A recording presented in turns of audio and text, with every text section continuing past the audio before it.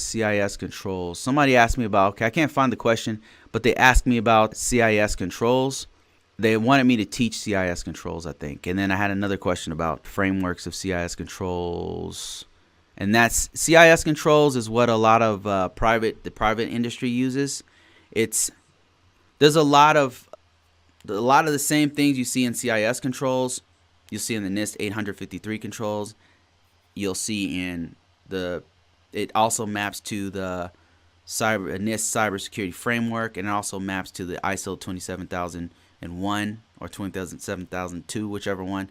And then it also maps to PCI. It also maps. They all map together. Like, you know what? The reason why they all map together is because you are talking about basic best security practices. So you want to have things like firewalls in there. You want to have things like, there's some things that you can't go without, access controls.